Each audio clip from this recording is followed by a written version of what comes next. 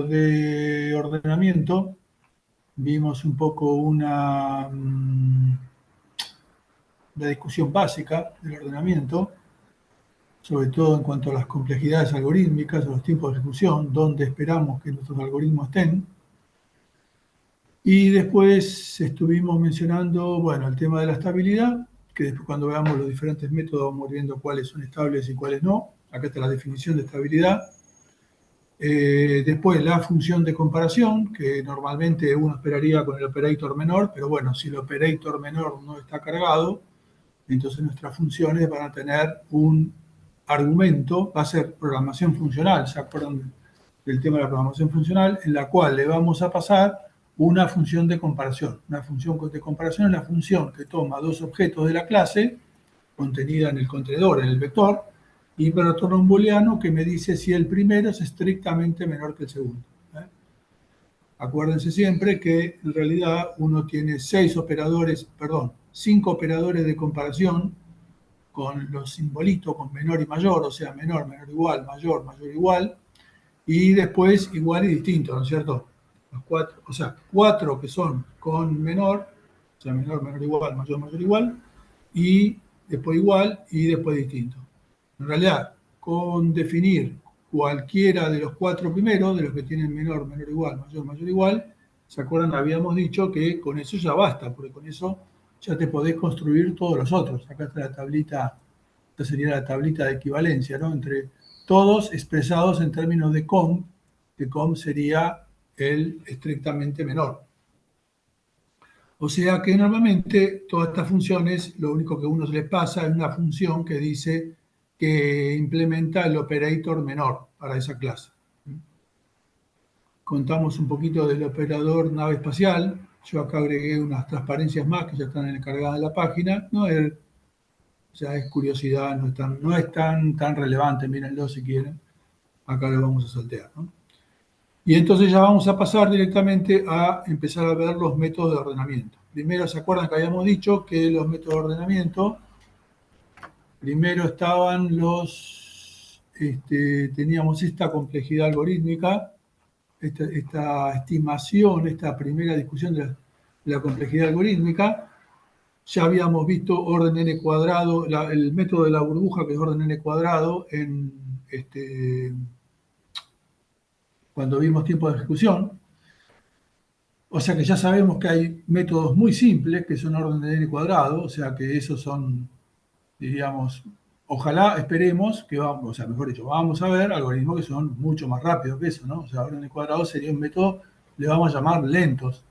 Después, el piso es orden de n, porque seguro que orden de n no puede haber, porque por lo menos tengo que revisar los elementos. Y en realidad lo que vamos a ver es que vamos a ver varios métodos que son orden n log n, y bueno, se conjetura, esto es una conjetura, de que en realidad no hay algoritmos de ordenamiento generales, o sea, para cualquier distribución de datos y para cualquier tipo, que sean menores que ese piso, que esa estimación, que orden n log n. Por eso a los que son orden n log n le vamos a llamar rápidos. Acuérdense, cuando uno dice que algo es rápido, en ciencia de la computación, no es simplemente que a mí me pareció que era rápido, ¿no? No, quiere decir, es bastante precisa la definición. Quiere decir que su tiempo de ejecución es igual al piso teórico para ese problema, ¿no es cierto? Si yo sé que el piso para los algoritmos de ordenamiento de orden n log n, bueno, aquellos que son orden n log n son rápidos. Bien, bueno, sigamos entonces.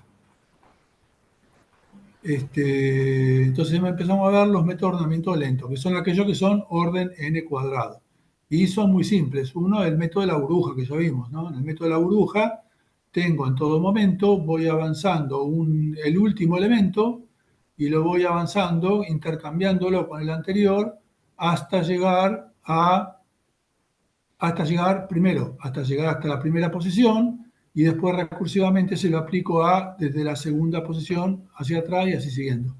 En cada iteración del lazo exterior voy depositando el menor del rango desordenado en la primera posición, en la última posición del rango ordenado. O sea que el rango ordenado, la parte ordenada va creciendo y la parte desordenada va decreciendo.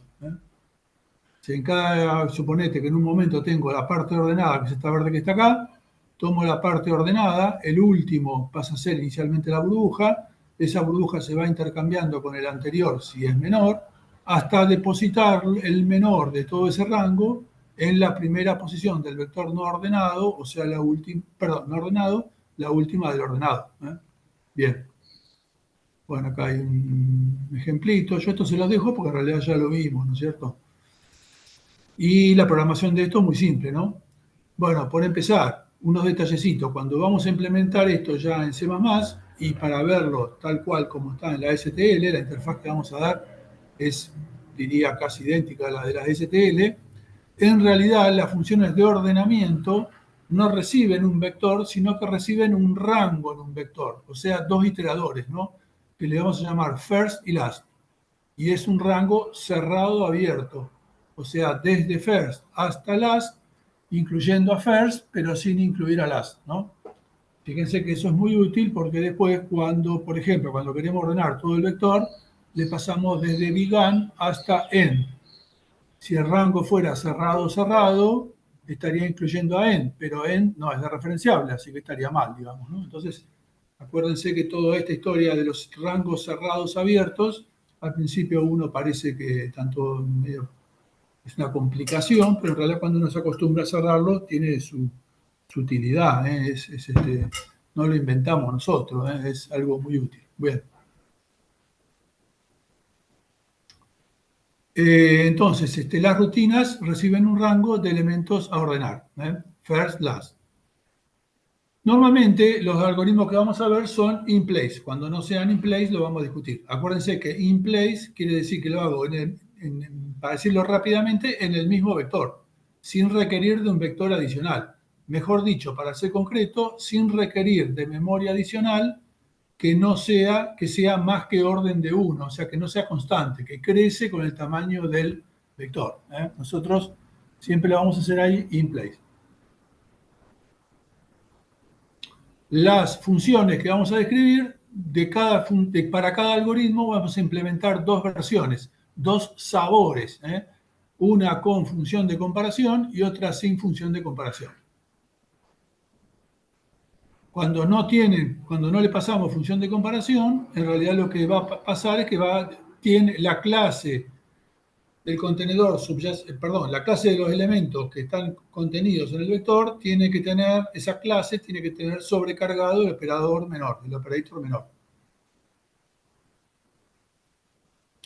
En las STL, por supuesto, a ver, existe el operador sort, que tiene un algoritmo que ya después vamos a decir cuál algoritmo es, ¿no? Que es un algoritmo, por supuesto, rápido, pero vamos a decir cuál es. Nosotros, como vamos implementando varias versiones, le vamos a ir llamando Bubble Sort, Quick Sort, etc. Le vamos dando nombre de acuerdo al método. En la STL hay uno solo, ¿no? Sort. Bien. Por arrancar, un pequeño problemita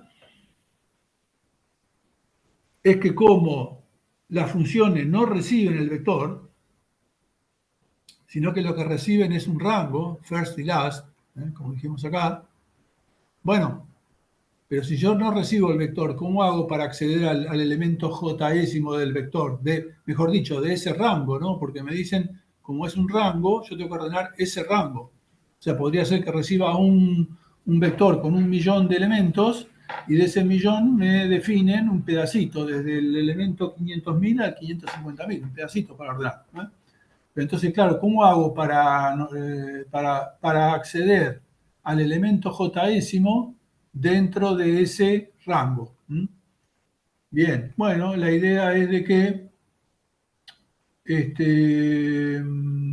la idea de que lo que tenemos que hacer es donde pondríamos BDK, si nosotros ordenáramos un vector por todos lados, bueno, fíjense cómo implementamos Babel sortantes, pero por otro lado tenemos BDK, recibimos el vector B y cuando queremos ir al elemento K tenemos que hacer BDK. Bueno, acá no tenemos el B, lo que tenemos es un iterador. ¿Cómo hacemos para buscar el elemento Késimo a partir de ese iterador?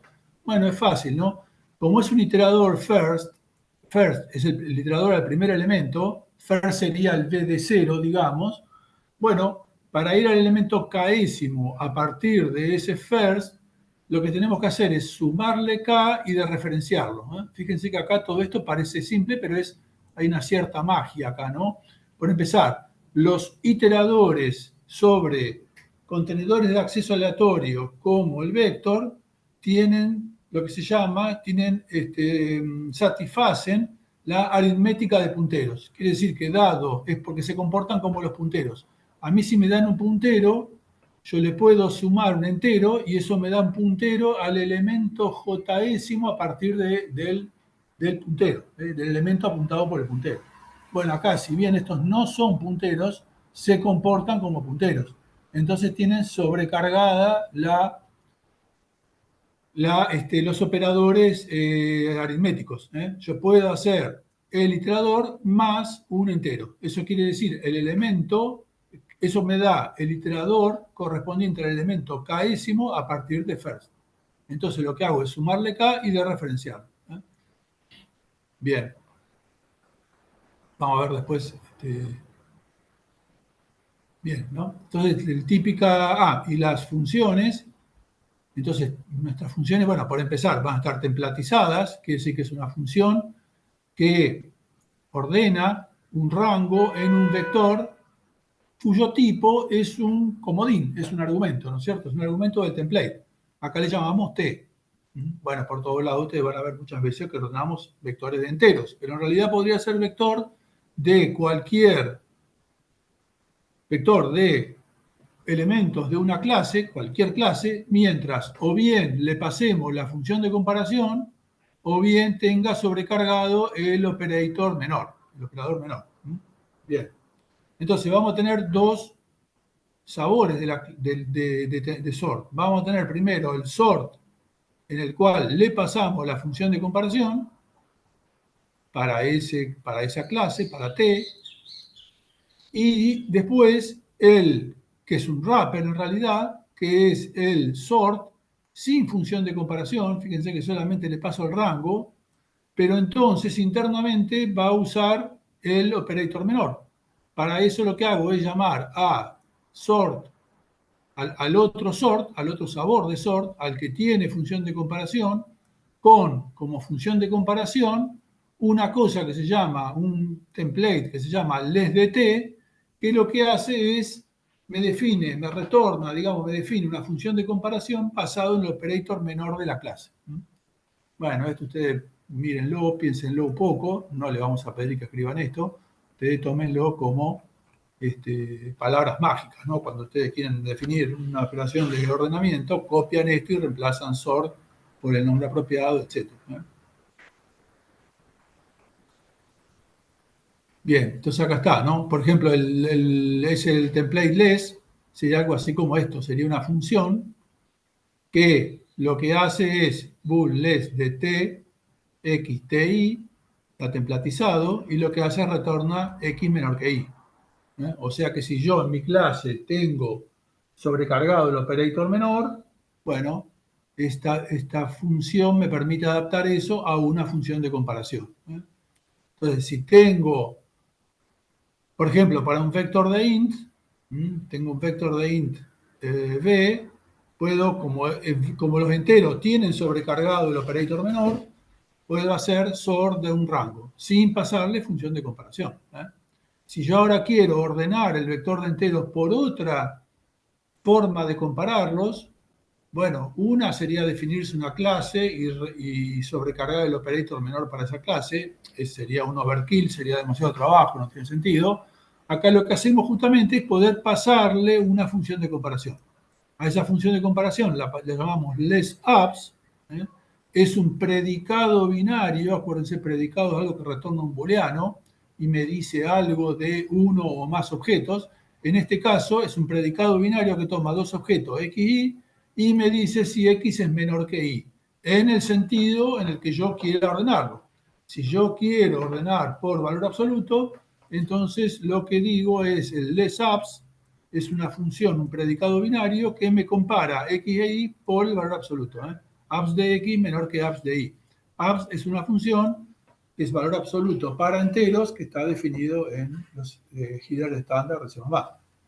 Entonces, cuando después quiero ordenar por valor absoluto, digo sort de sort de un rango, b began, bn, ¿por qué función de comparación? Por less abs. Esta función que acabo de definir acá. Bien, ahora veamos un método de ordenamiento como el de la burbuja. Bueno, el de la burbuja ya lo vimos, ¿no es cierto? Ya lo vimos cuando estudiamos las formas, los algoritmos, perdón, el tiempo de ejecución, lo pusimos como ejemplo. Bueno, ustedes después compárenlo con, bueno, vamos a hacerlo ahora, vamos a compararlo ahora. Fíjense.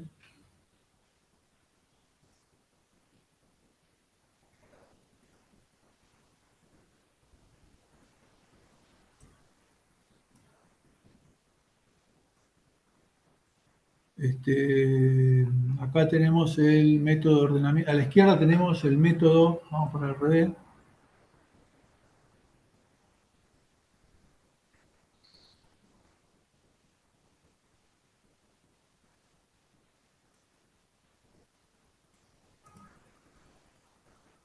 Este,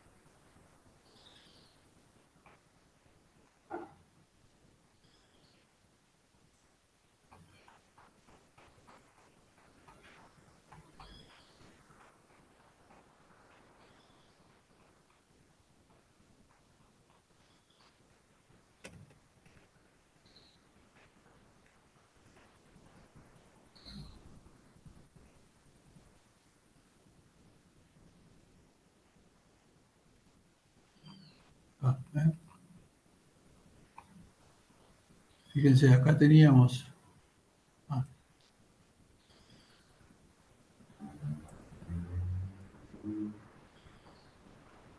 Acá teníamos el algoritmo Bubble Sort. Claro, en ese momento lo vimos medio, no nos íbamos a poner a complejizarlo demasiado. Era para un vector de int, o sea, no estaba templatizado, y no es un rango, sino que directamente es todo el vector. Acá entonces lo tenemos con un rango, fíjense, first, last, y una función de comparación. Quiere decir que, por ejemplo, donde acá decimos a de k menos 1 menor que a de k, no podemos usar operator menor porque no podemos asumir que la clase T va a tener operator menor, sino que usamos la función de comparación. Entonces acá ponemos if com, sería esto que está acá. Y por otro lado, donde aparece a de k, a de k, acá tenemos que hacer asterisco first más k. Entonces mírenlo, ustedes mírenlo, pero si van mirando, por ejemplo, otra cosita, acá cuando hacemos int n a.size, o sea, cuántos elementos hay en el vector, acá tenemos un rango. ¿Cómo podemos hacer para saber cuántos elementos tenemos en el rango? Bueno, son dos iteradores que nos pasan, son iteradores sobre un contenedor de acceso aleatorio, como el vector, entonces sus iteradores soportan aritmética de punteros, por lo tanto puede hacer la diferencia de dos iteradores que me da un entero.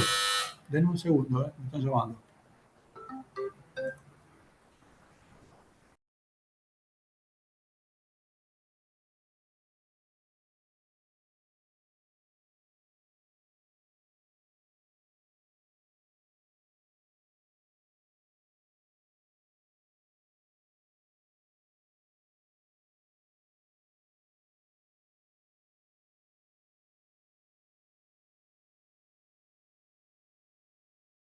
Sí, ahí seguimos.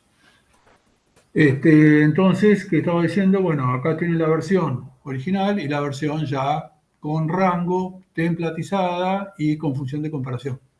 Perdón, la había decía, claro, entonces el tamaño hay que sacarlo como last menos first. Bueno, esas cositas van a aparecer en todos los métodos que miremos, ¿no? Y entonces tenemos el de arriba, que es el que realmente hace el trabajo con función de comparación, y el de abajo, que no tiene función de comparación, que es un wrapper nomás, y lo que hace es llamar al de arriba, o el que tiene función de comparación, usando como función de comparación el template LesDT. Si yo quiero usar este sin función de comparación en una clase que me definí y que no tiene sobrecargado el operator menor, me va a decir que no puede instanciar el LSDT, me va a patalear en el momento de compilar. Bien. Bueno, ese entonces es el método de la burbuja. Ahora vamos a ver dos más métodos lentos. Uno es el método de inserción. ¿Eh? El método de inserción se basa en que, bueno, de nuevo, yo tengo, es como en cierto sentido, bueno, como el de la burbuja, en el sentido de que tengo siempre un rango ordenado, que es verde, y un rango desordenado, que es el rojo. En cada iteración del lazo exterior, la interfaz entre ambos se va corriendo una posición, es decir, el verde crece una posición y el desordenado rojo decrece una posición. ¿Y cómo funciona? Funciona que yo tomo el elemento que está en el frente del desordenado, en la posición J, supongamos que J es el frente de la parte desordenada, y lo inserto en la parte verde correspondiente. ¿Eh?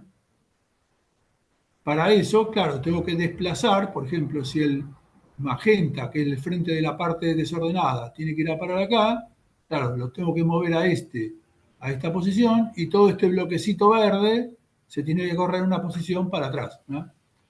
Por ejemplo, fíjense acá, qué sé yo, cuando estoy acá, por ejemplo, no sé si ven mi cursor, pero acá el frente de la parte desordenada es el 11, bueno, el 11 tiene que ir a parar ¿a dónde? Entre el 7 y el 13. Para eso entonces lo que voy haciendo en realidad es lo voy intercambiando, como si fuera un método de la burbuja, ¿no? Lo voy intercambiando hasta llegar a un elemento, a la posición donde le corresponde. Bien. Bueno, los programas estos para estos métodos lentos no los vamos a ver en detalle. ¿Eh? Fíjense que siempre usan size/first, reciben un rango, reciben una función de comparación. Cuando hay que comparar, hay que usar la función de comparación, no puede usar el operator menor. Y donde ven, por ejemplo acá, que ven first de más k más asterisco, first más k más 1, en realidad mentalmente ustedes piensen v de k, como si k fuera un vector, v de k más 1, perdón. Acá v de k más 1 y v de k. Bien. Y después el wrapper. Bien. El último, el tercer y último método de ordenamiento lento que vamos a ver es el método de selección. ¿En qué se basa? Bueno, de nuevo, siempre tengo la parte ordenada y la parte desordenada. Bueno, en la parte desordenada busco el mínimo de todos y ese lo intercambio con la primera posición del desordenado. ¿Está? ¿Se entiende? Claro, van ordenados, ¿no? Entonces acá, si yo quiero, ¿qué elemento iría acá en la primera posición? Bueno, tiene que ser el menor de todos aquellos, de todo el resto. Por ejemplo, acá, como estoy acá, cuando tengo que hacer el 33, perdón, está ordenado hasta acá, hasta el 22, bueno, miro de la parte desordenada, el menor de todos es el 30, el que está marcado con magenta, y ese entonces lo tengo que intercambiar con el que está en la primera posición del vector desordenado, o sea, con el 33. Bueno, es el siguiente. De nuevo, acá tienen el código, siempre recibe un rango y una función de comparación, ahora se llama selection sort, y bueno, como siempre, para comparar usa la función de comparación, y para acceder a los elementos del vector no hay un vector, por lo tanto no puede ser v de j, sino que hace asterisco ferma j. Cuando ustedes leen esto, piensen en asterisco ferma j como v de j.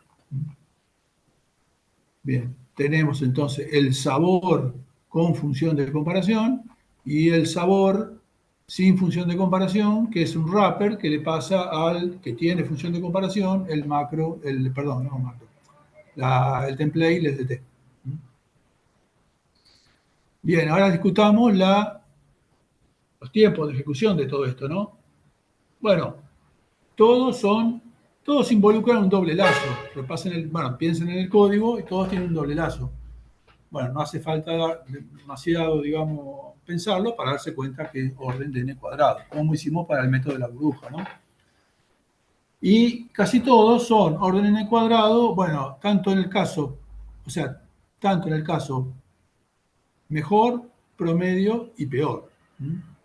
La anomalía acá es inserción, que presenta que podría ser, en el mejor caso, orden de n. ¿Por qué? Porque fíjense que inserción, fíjense, ¿cuándo pasaría esto? Cuando el vector ya está ordenado. Si el vector ya está ordenado, fíjense que cuando voy a mirar el elemento j y ahora lo tengo que intercambiar con todos los anteriores al llegar hasta la posición donde le corresponde, bueno, en realidad va a estar ahí inmediatamente, va a estar en el anterior. O sea, mejor dicho, va a quedar en su lugar. O sea que inmediatamente no hay que iterar nada. En el lazo interno no hago nada, ¿no es cierto? Entonces, por lo tanto, hago una operación por cada elemento y entonces pasa a ser orden de n. Es una anomalía. ¿Qué quiere decir esto? Que inserción me podría servir para el caso en que mi vector esté ordenado o bastante ordenado, digamos, ¿no? Supongamos que por alguna razón está ordenado, pero algunos elementitos están fuera de su lugar. Bien. Ahora bien, estamos mirando la eficiencia en términos de la cantidad de operaciones que tengo que hacer. Otra cosa que podemos contar, estimar, es cuántos intercambios hago. A veces podría ser, si estoy ordenando números enteros, entonces los enteros, bueno, intercambiar los números enteros es rapidísimo. Pero, ¿qué pasa si yo estuviera intercambiando elementos que son muy grandes? Por alguna razón son matrices, por ejemplo. Matrices de 1000 por 1000, que tienen 1.000.000 de elementos. Si son elementos dobles, son matrices de 8 megabytes. Entonces ahí el costo está en cuántas operaciones hago, pero sobre todo en los intercambios. Entonces yo quiero minimizar la cantidad de intercambios. Bueno, en principio, como hay orden n cuadrado de operaciones, va a haber orden n cuadrado intercambios a lo sumo, ¿no es cierto? Bien.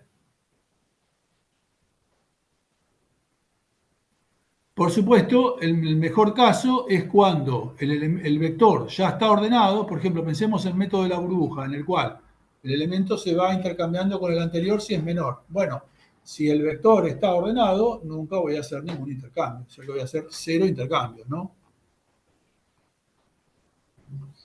Bien, bueno, eso pasa para todos. Pero además hay una anomalía que es para selección, siempre hago orden de n intercambios. Fíjense, eso es notable, ¿no? ¿Y eso por qué? Porque fíjense, en realidad, cuando voy a hacer cuando voy a llevar, cuando en cada iteración del lazo exterior, yo agarro y miro, o sea, tengo que recorrer todos los elementos del arreglo ordenado, detecto cuál es el mínimo, y una vez que lo detecto, lo único que hago es intercambiar ese mínimo, que sería el elementito magenta acá, con el primero del desordenado. O sea que por cada iteración del lazo exterior hago un solo intercambio. Entonces hago estrictamente n intercambios.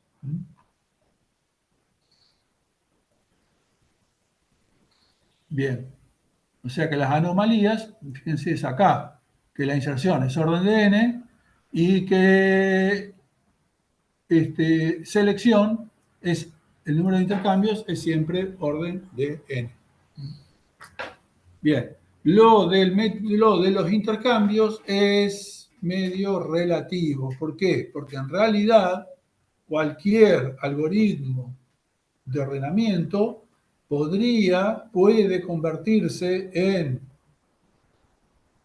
que haga orden de n intercambios, haciendo ¿qué? Lo que se llama ordenamiento indirecto. ¿Qué hago? Tengo un vector auxiliar en el cual en realidad tengo punteros o cursores a los elementos del vector donde están los objetos reales. Y cuando hago los intercambios, en realidad lo único que hago es intercambiar los enteros, o cursores, o punteros, no los elementos. Cuando termino de hacer el ordenamiento, los elementos originales siguen desordenados, porque en ningún momento sin ningún intercambio. Lo que tengo es, en el vector de cursores o punteros, un arreglo de permutación, que si se lo aplico al arreglo original, ahí sí el vector queda ordenado. Y cuando ya tengo la permutación, eso sí, aplicárselo, se lo puedo aplicar usando solamente n intercambios. Eso está interesante porque la verdad es que muchas veces yo quiero ordenar el arreglo, pero en realidad muchas veces lo que quiero es tener la permutación que me ordenaría el arreglo. El arreglo de índices que me dice, mirá, si vos le aplicaste este intercambio de elementos al arreglo, te queda ordenado. O sea que el efecto colateral de quedarme con con un vector, con la permutación, a veces es bueno. Bien. Entonces, bueno, ya damos por dado los métodos de ordenamiento lentos y ahora vamos a ir a los rápidos, de los cuales en principio vamos a explicar tres. Arrancamos con uno muy conocido que es el Quick Sort. Creo que no fue el primer elemento, el primer algoritmo de ordenamiento rápido que se usó. Bien, la forma de explicarlo es relativamente fácil. Funciona en lo que se llama una estrategia dividir para vencer. En inglés, divide and conquer. Era el lema de los romanos, como que iban a un país y dividían a ese país en varios para vencerlos más fácilmente. Entonces acá, en ciencia de la computación, se llama que agarro y descompongo mi problema en problemas más pequeños que son más fáciles de resolver. Bien, ¿y cómo funciona? Funciona que yo agarro mi vector W, que es este que está acá arriba, y elijo de todos los elementos de W, elijo uno que le voy a llamar V, que le voy a llamar el pivote, que es un vector de enteros. El pivote va a ser un entero. Y lo que voy a hacer es mandar hacia la derecha, separar, lo que se llama particionar al vector en dos partes, moviendo elementos, ¿no? Llevando todos aquellos que son mayores o iguales que el pivote a la derecha y todo lo que son estrictamente menores a la izquierda, lo que serían las partes verde y roja de acá. Una vez que hice eso, fíjense que ya los elementos verdes nunca se van a mezclar entre sí, porque todos ellos son estrictamente menores que los de la derecha. O sea que ya una vez que hago eso, cada uno de esos rangos, el verde y el rojo, queda en su lugar. No puede haber cruzamiento de los elementos.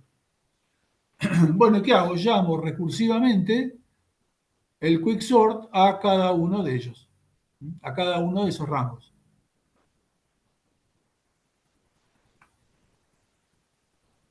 Fíjense que entonces el pseudocódigo es muy simple, ¿no?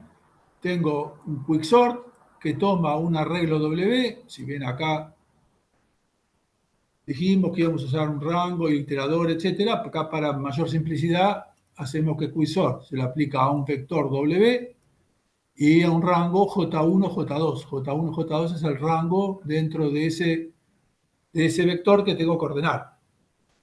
O sea, esta función ordena el rango J1, J2 dentro del arreglo W. Bueno, ¿y qué hace? Primero elige un pivote.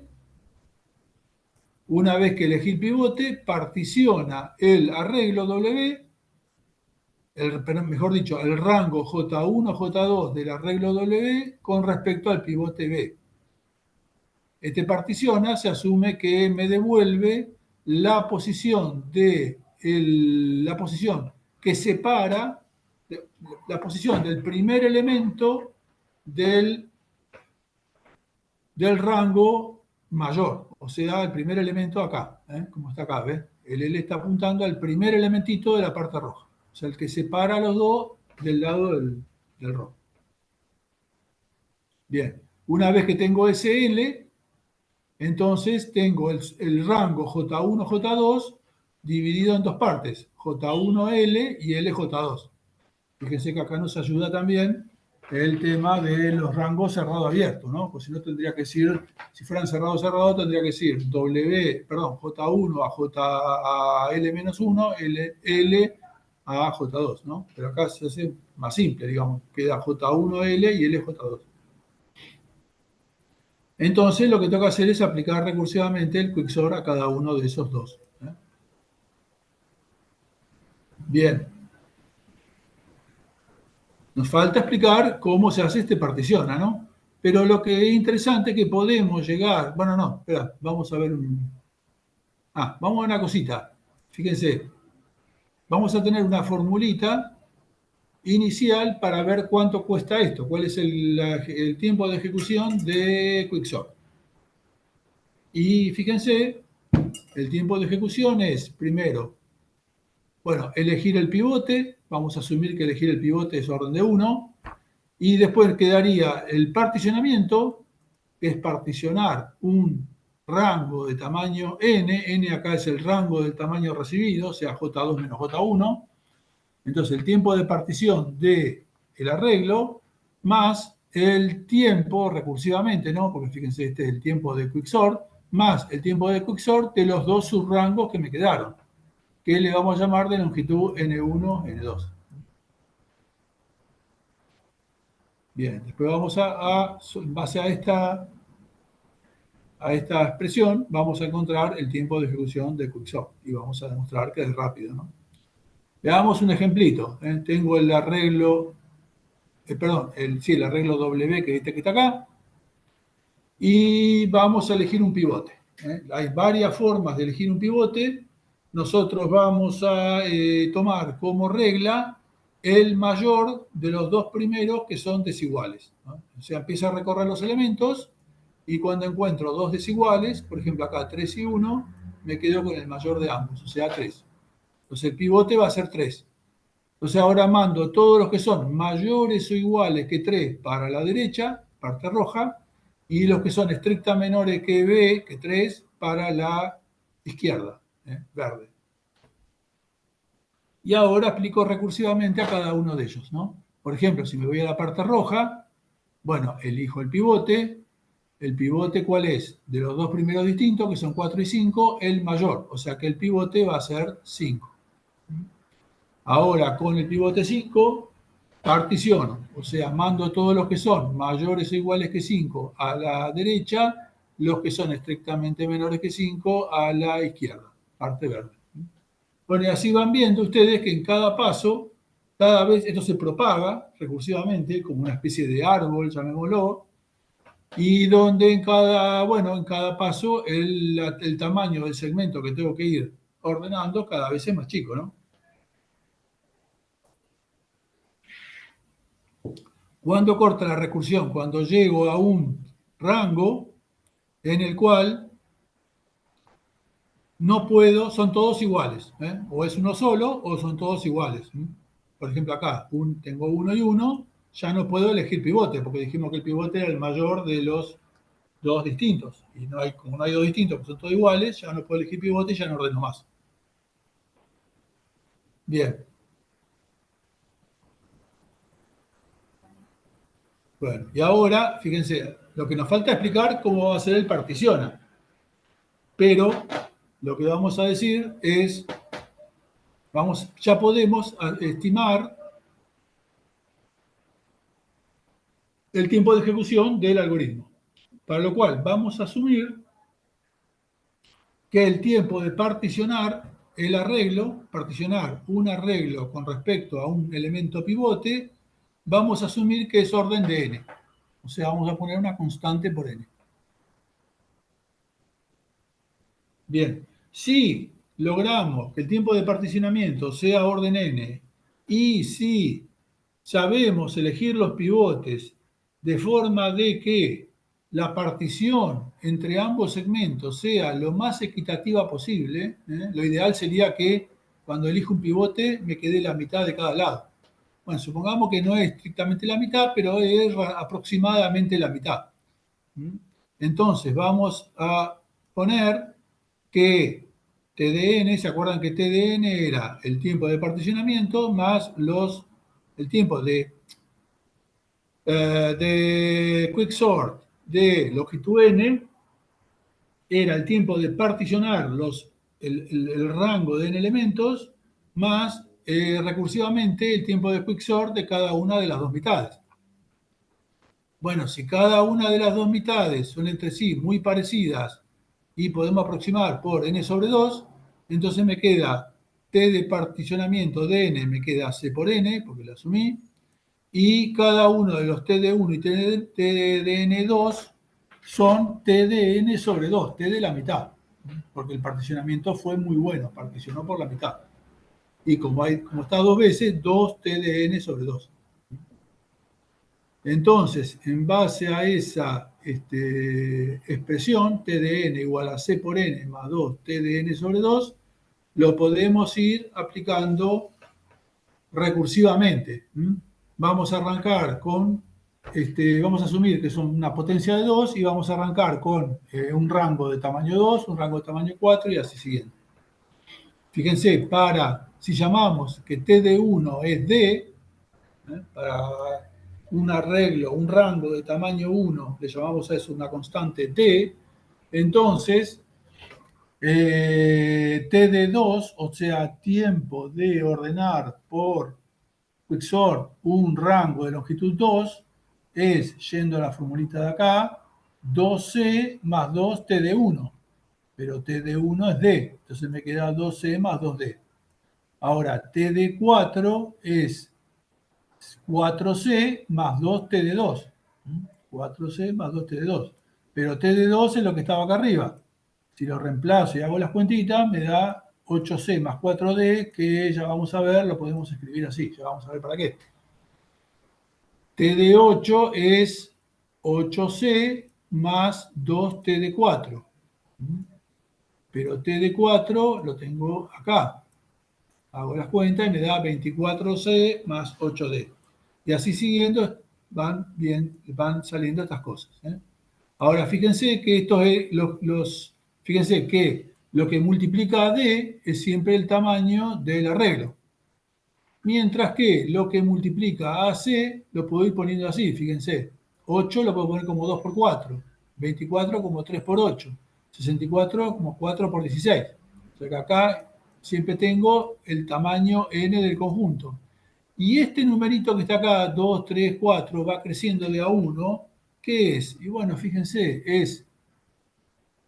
que acá, por ejemplo, tengo 16, el tamaño del arreglo es 16, y este 4, fíjense que 2 a la 4 es 16. Quiere decir que 4 es el logaritmo en base 2, por definición de logaritmo, es el logaritmo en base 2 de n. Entonces, el tiempo de ejecución es n log n más a lo que es orden n log n más a lo que es orden n. Como ustedes bien sabrán de lo que hemos visto de la notación orden d, bueno, orden n log n es mayor y por lo tanto me quedo con eso. O sea que finalmente tiempo de ejecución de quicksort es orden n log n.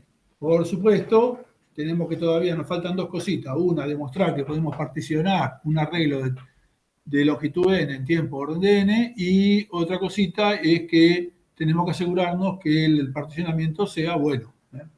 Poder elegir bien un particionamiento, un pivote. Bien, acá está el código para el particionamiento. Fíjense, acá está la función particiona.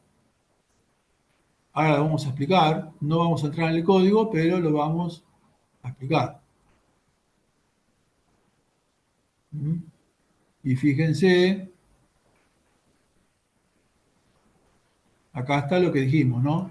Primero acá está el tema de elección del pivote. Esta ya es la función quicksort. Siempre esta está implementada con un rango. Y Bueno, por ahora no miremos todo esto. Lo importante es que después de todo esto tengo definido un pivote. Una vez que tengo un pivote, bueno, lo de arriba, ¿no? Le aplico partition con respecto al pivote y después llamo, eso me devuelve la posición del punto medio entre ambas divisiones, entre ambos subrangos, y después le aplico recursivamente quicksort a first L y después a L last, a la parte izquierda y derecha del vector. Y el wrapper. Bueno, vamos a ver un ejemplito de cómo funciona. Yo lo voy a explicar el algoritmo de particionamiento así en la práctica, con un ejemplito. Ustedes después revisen el código que está ahí y está mejor explicado en los apuntes.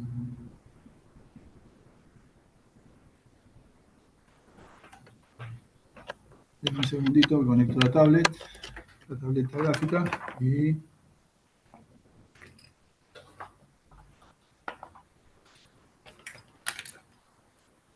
veamos, por ejemplo, el ejemplito este.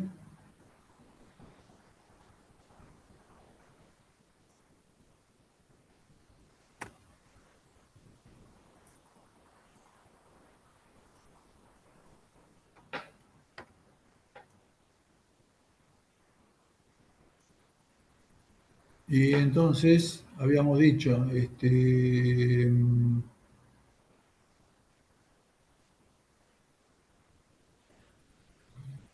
tenemos esto que está acá, y el pivote habíamos dicho B era 3. Entonces tengo que llevar todo lo que son estrictamente menores que 3 a la izquierda y todos los mayores o iguales que 3 a la derecha. Bueno, ¿qué hago? Arranco con definiendo unos iteradores que le voy a llamar left y right. Left que apunta al primero inicialmente y right que apunta al último. Bien. ¿Y ahora qué hago? Avanzo el left lo más posible a la derecha hasta llegar a un elemento mayor o igual que el pivote. Déjenme, a ver, controlar si el nombre es ese, ¿no? Sí, L es el first y R el last.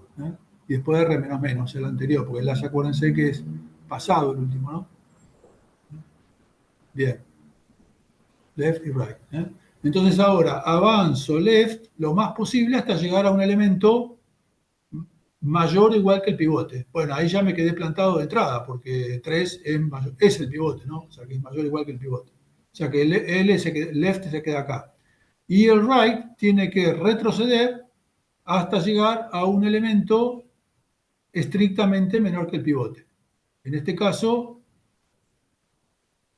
vienes así, así y así. Y llega acá.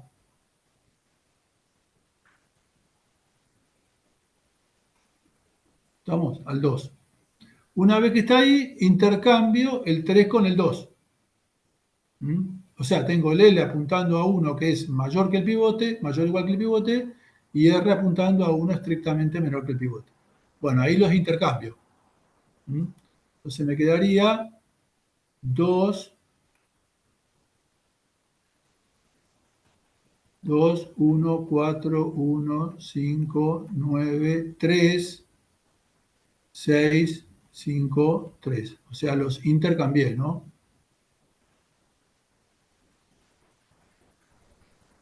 Bien. El pivote ahora queda, los intercambié.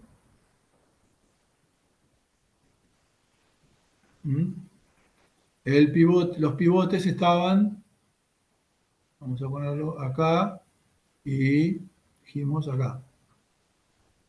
Bien. Ahora, de nuevo, avanzo el L hasta llegar a un elemento mayor o igual que el pivote, sería el 4. Y ahora este es el L, y este es el rey. Bueno, entonces el L lo avancé y ahora tengo que retroceder el R hasta encontrar un elemento estrictamente menor que el pivote, que sería el 1. Ahora los intercambio.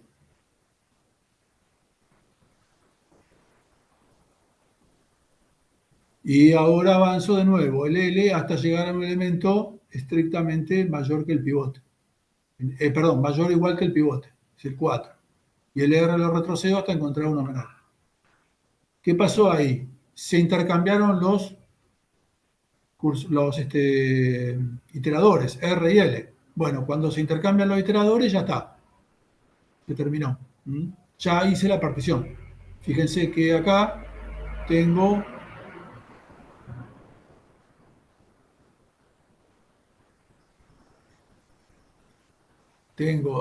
habíamos dicho,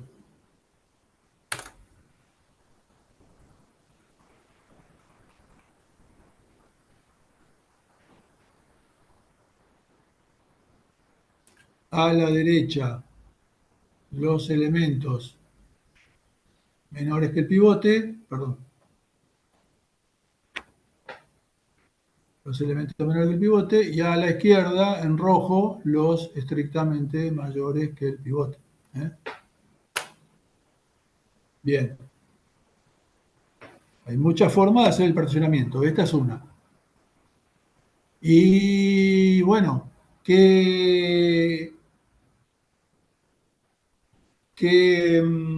una restricción era que el algoritmo de particionamiento tenía que ser orden de n.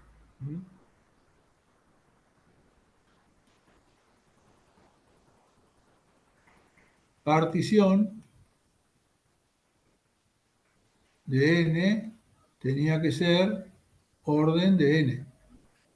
Si no, no me sirve, no puedo aplicar el razonamiento que hice antes para llegar a que Quicksort sea orden n log n. Bueno, y acá partition es orden de n. Y bueno, sí, es fácil de ver, ¿no? Porque en cada iteración, por cada elemento, en cada iteración yo voy avanzando el L o retrocediendo el R una vez. O sea que las veces que recorro L y que recorro R, en total recorro todos los elementos del vector. O sea que lo hago n veces. Bien. Entonces, con eso ya, ya está todo determinado. Hay algunos detallecitos. Bueno, elección del pivote. Bueno, dijimos el mayor de los dos primeros distintos. La verdad, que ¿cuál sería la mejor elección para el pivote? Bueno, aquel que me deja que después el L, la posición media que separa los dos subrangos, esté en la mitad. ¿Cuál es la definición de eso? Es la mediana, ¿no? La mediana de un arreglo, justamente si ordeno el arreglo, el elemento que queda en la mitad. O sea que lo ideal sería elegir la mediana. Bueno, ¿puedo elegir la mediana? Bueno, no. Porque para elegir la mediana tendría que ordenarlo. Y justamente lo que estoy queriendo es ordenar el arreglo, ¿no? O sea que sería recursivo, pero sin terminar en ningún momento. Sería recursivo, pero sin punto de corte, ¿no? O sea que no puedo elegir la mediana. Pero tal vez lo que puedo hacer es tomar un cierto número de elementos, por ejemplo, los 5 primeros elementos, y calcular la mediana de esos 5 primeros elementos, asumiendo que esos 5 primeros elementos son como una pequeña muestra del resto del conjunto. Bien, entonces acá lo que van a ver acá en la implementación que está ahí es una función median que toma un rango y también me calcula ahí la mediana de los primeros K elementos de eso. Bueno, hay una discusión de cuántos elementos conviene tomar, etc. Por supuesto, cuando tomo más elementos para tomar la mediana, más seguro es el algoritmo, o sea, lo más balanceado es, pero a su vez también tengo el costo de elegir la mediana. Así que bueno, en el libro, en el apunte está discutido, por si lo quieren ver. Otra cosita,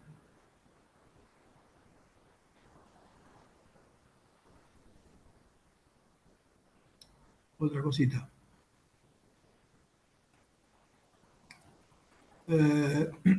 Cuando voy, acá es el quicksort, ¿qué pasa? Fíjense, miren lo que hago acá.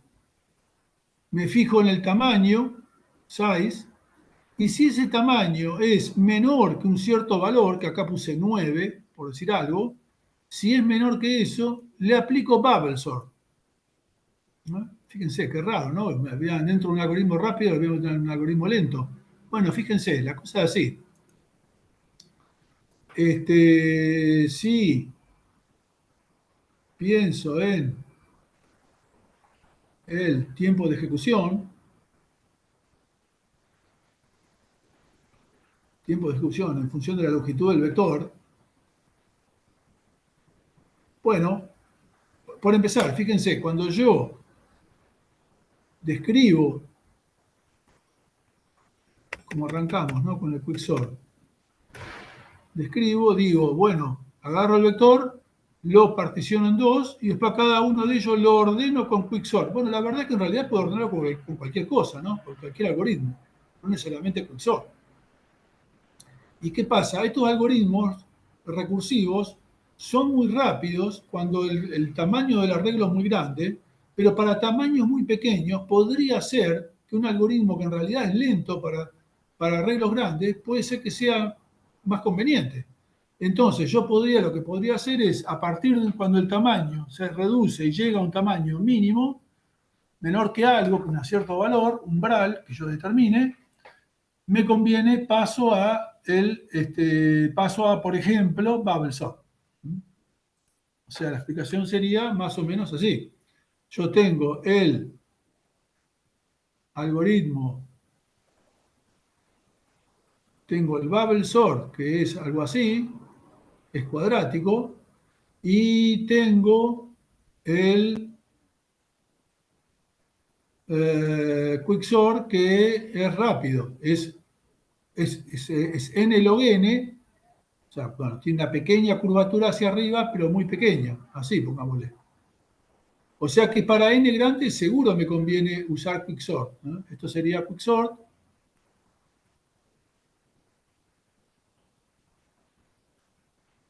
Y esto sería Bubble, ¿no? Entonces, para arreglos grandes seguro que me conviene usar Quicksort. Pero hay un punto de corte en el cual, a partir por debajo de este punto de corte, es más barato BubbleSort, ¿no? Es más rápido BubbleSort. Entonces, si por ejemplo esto fuera 9, N9, bueno, acá le pongo esto que está acá.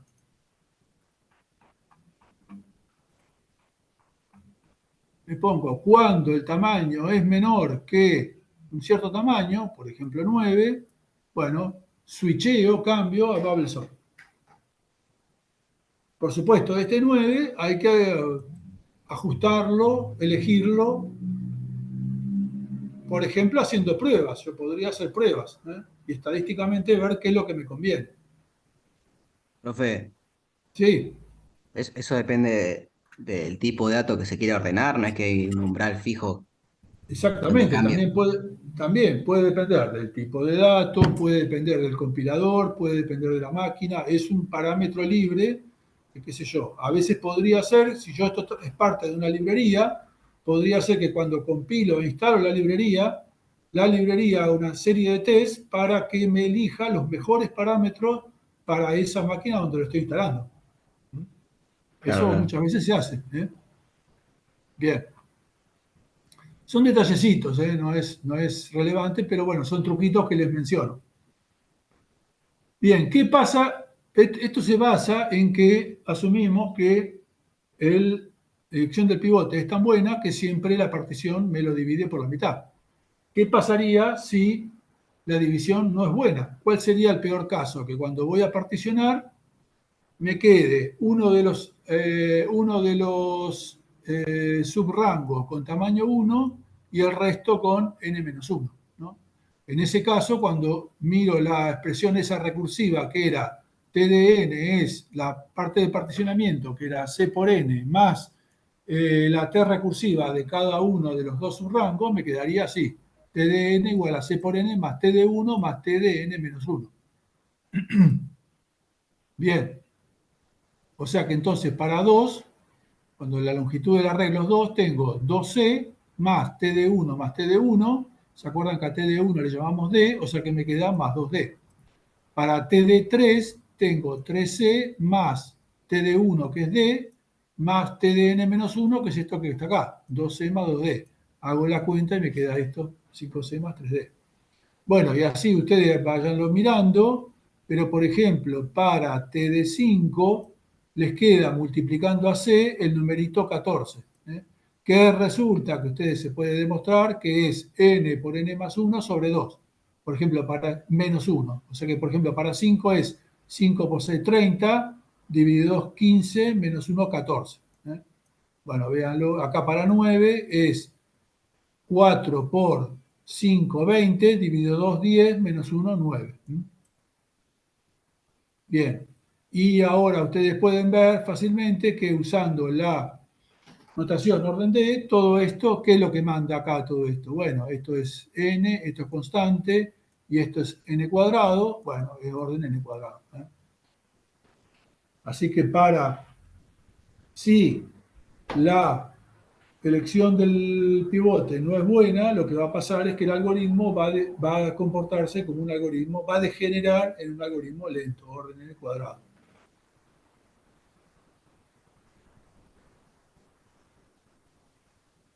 Bien. Bueno, esto es lo que les mencioné. Y vamos a ver un videíto que hice, muy básico, pero en el que, fíjense, tenemos arriba, bueno, arriba tenemos Quicksort. Creo que arriba es Quicksort, no, perdón, arriba es Bubble Sort, elemento de burbuja, y abajo es Quicksort. Bueno, lo arranco de nuevo y fíjense, acá fíjense arriba cómo va la burbujita, ¿la van viendo? El azul es elemento menor, o sea que lo está llevando desde el final hasta el comienzo. Ahora el siguiente, que es el verdecito, que bueno, va a parar, se va intercambiando, cada vez la burbujita se va volviendo más azul, porque al irse intercambiando, cada vez va tomando un valor menor. Bueno, y así, ¿no? Fíjense que en la que es Quicksort, perdón, la de arriba, que es Bubble Sort, vamos por la iteración 85, ahí corté el video para no hacerlo muy largo, pero recién puso 3 elementitos al principio, el resto todavía está desordenado. Claro, acá me parece que había como unos 3, 6, 9, 12, como unos 20 o 30 elementos, con lo cual, como la cantidad de operaciones orden n cuadrado sobre 2, estamos hablando de que por el método de la burbuja habría que hacer unas 800 pasos, ¿no? Mientras que, vamos a repetir de nuevo, veamos el de Quicksort abajo, fíjense,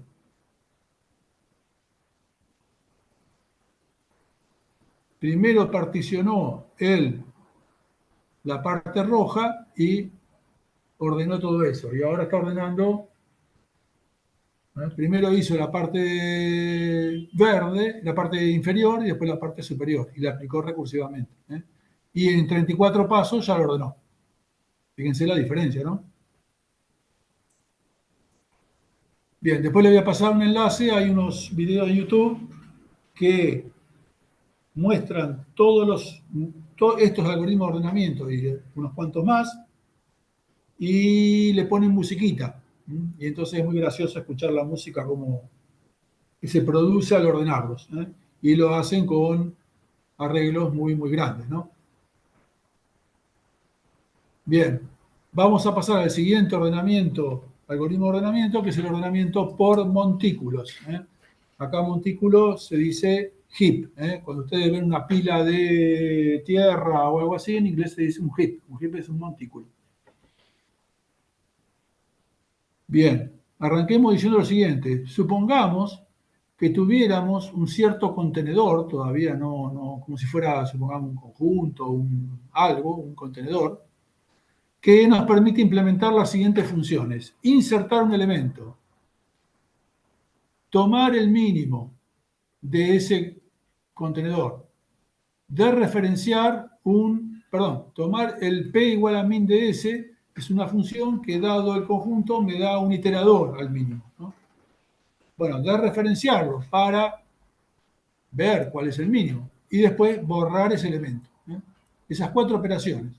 Insertar elementos, tomar un iterador al mínimo, referenciarlo y borrar a ese elemento. Todo eso, cada una de esas, ponerle que yo lo pudiera hacer en tiempo orden log n. Bueno, entonces yo podría, para ordenar, hacer lo siguiente, ¿no? Simplemente mando todos los elementos a una lista, L, donde, perdón, supongamos que quiero ordenar la lista L, entonces tengo todos los elementos en L, entonces ¿qué hago? Bueno, los inserto en esa estructura S. ¿Cómo hago? Hago while not L.empty, voy extrayendo los elementos de L, después los borro y los inserto en S.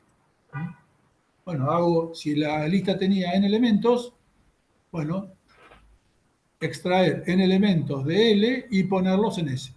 Bueno, extraer un elemento de la lista L es orden de 1 y ponerlo en S es orden log n. O sea que toda esa operación me cuesta ¿cuánto? Orden n log n. La parte de tomar los elementos de L y ponerlos en S me cuesta orden n log n. Ahora, ¿qué toca hacer? Bueno, voy extrayendo el mínimo de el mínimo de S. ¿Se acuerdan que dijimos que podíamos hacer P igual a min de S y después de referenciarlo?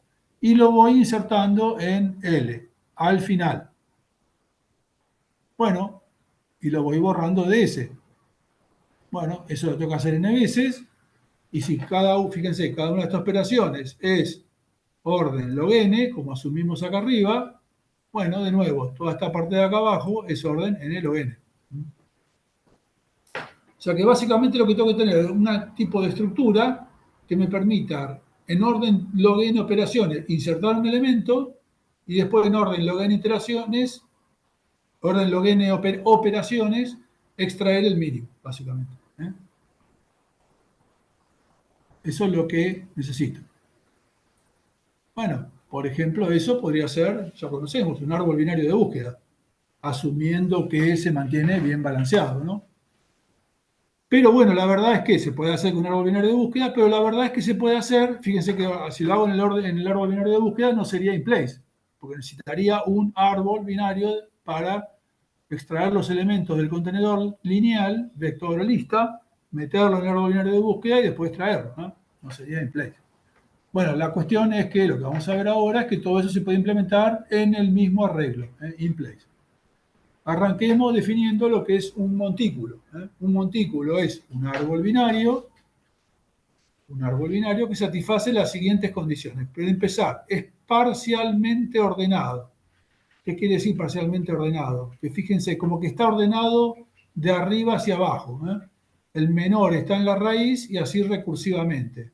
Fíjense, el padre siempre tiene que ser menor que sus hijos. Por ejemplo, acá el 5 menor que 10 y 16, el 10 menor que 23 y 11, el 23 menor que 24 y 25, así siguiente.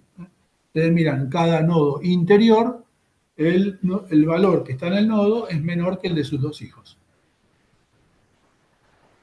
Y después, además, que sea parcialmente completo. ¿Se acuerdan que árbol completo era que tenía todos los niveles llenos? Bueno, parcialmente completo es que tiene todos los niveles llenos, menos eventualmente el último, en el cual están todos los elementos lo más apretado a la izquierda posible.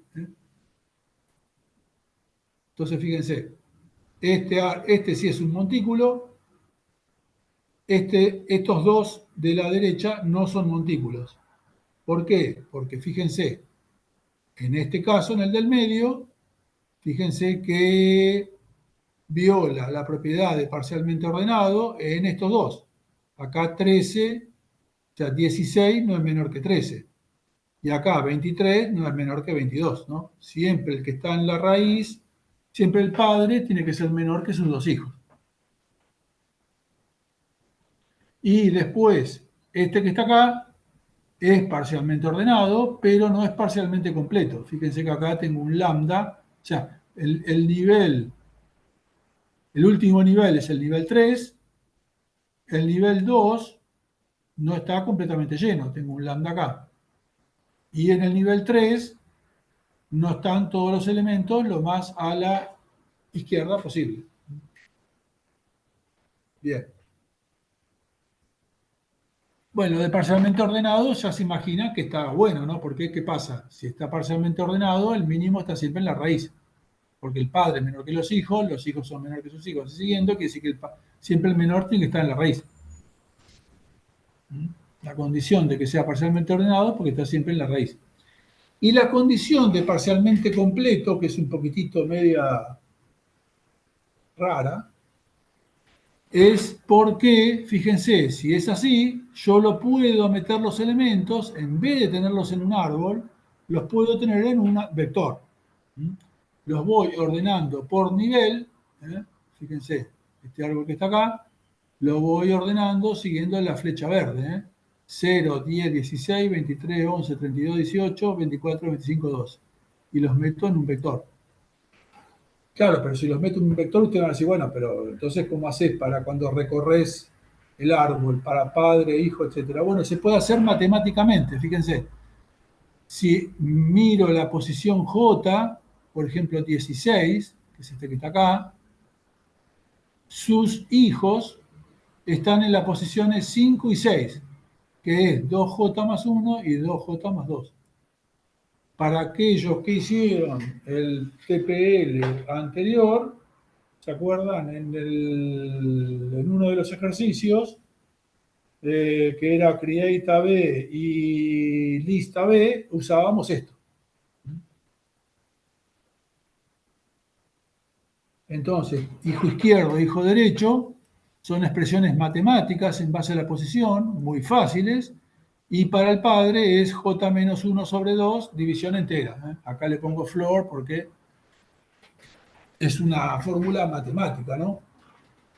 Floor quiere decir piso, ¿no? Es el menor, floor de X es el menor valor menor o igual que X.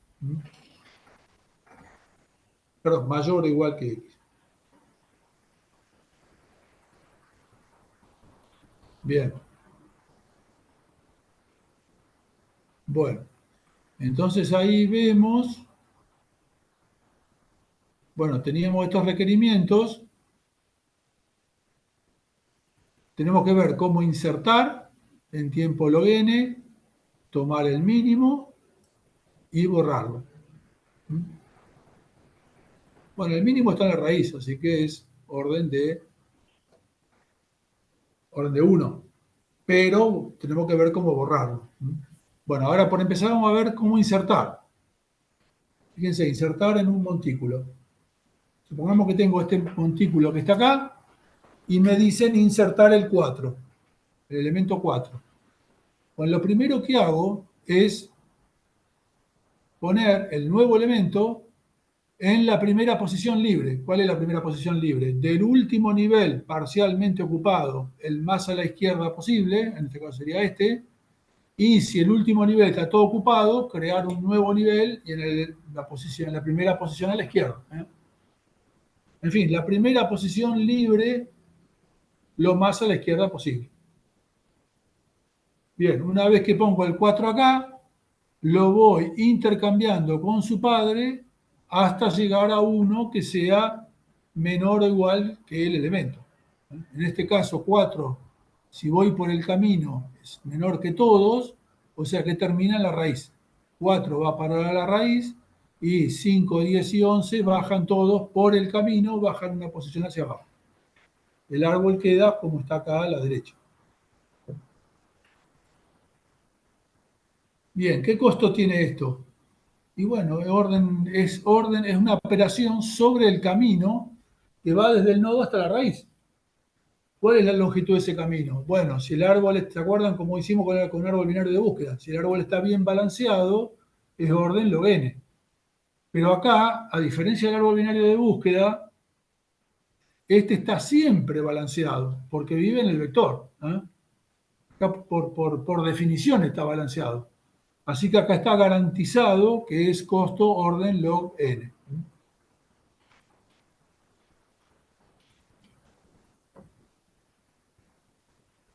Bien. Eliminar un elemento. Eliminar el mínimo.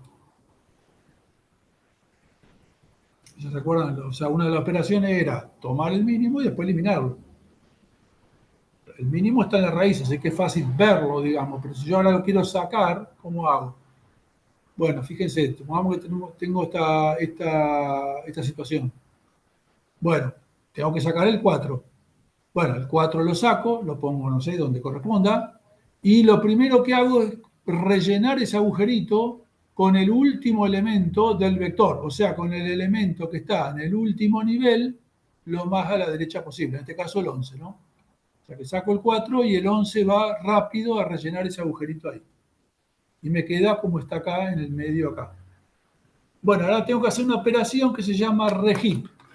Regip es una operación en la cual tengo un árbol que es un montículo, salvo porque el elemento en la raíz no cumple la condición de montículo, digamos. Todo el resto lo cumple, solo el de la raíz. O sea, acá si yo miro en este árbol de acá del medio, todos los nodos interiores satisfacen la condición de montículo, menos la raíz. Entonces el regip consiste en remonticulizar. En castellano lo traduciríamos en remonticulizar. Bueno, ¿y qué tengo que hacer? Tengo que ir bajando el elemento, digamos, el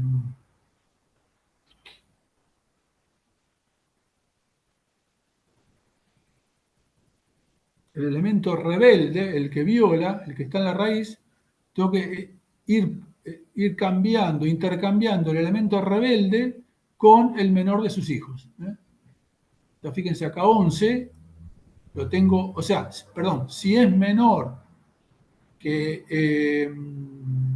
perdón, si es mayor que el menor de sus hijos, intercambiarlo con ese. Entonces acá 11, sus hijos son 5 y 16. El menor de ellos es 5. 11 es mayor que 5, por lo tanto el intercambio. Bueno, ahí el 11 quedaría acá en el lugar del 5. Sus hijos serían 23 y 10. El mínimo de ellos es 10. 11 es mayor que 10, por lo tanto el intercambio. Finalmente, ¿qué pasó? O sea, el 11 bajó por el camino este hasta la posición del 10 y 5 y 10 subieron por el camino una posición hacia la raíz. De nuevo, todo esto es una operación que se hace solamente sobre un camino del árbol y entonces, por lo tanto, es orden log n. Orden log n garantizado porque este árbol es automáticamente balanceado. Bueno, cuando arrancamos, un detallecito, ya con eso tenemos todas las herramientas. Porque ¿qué hacemos? Tenemos los elementos, supongamos, en un contenedor. Por ahora vamos a aplicarlo como después. Bueno, tenemos los elementos en un arreglo. Bueno, tenemos un montículo. Vamos extrayendo elementos del arreglo y los ponemos en el montículo. Cada vez que lo insertamos es log n. Por lo tanto, meter los elementos todos en el montículo es orden n log n.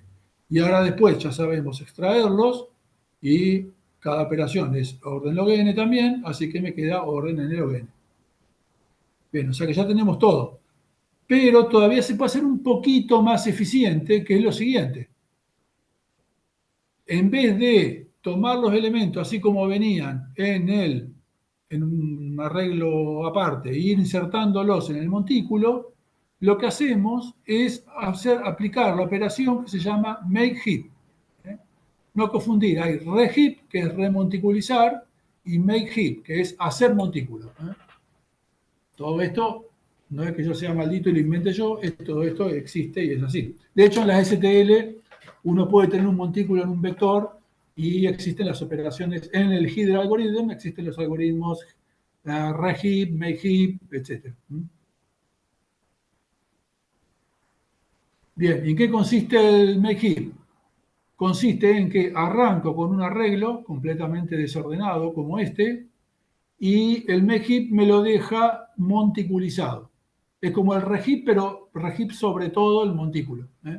Y de hecho, ¿en qué consiste? En ir aplicando reheap de abajo hacia arriba.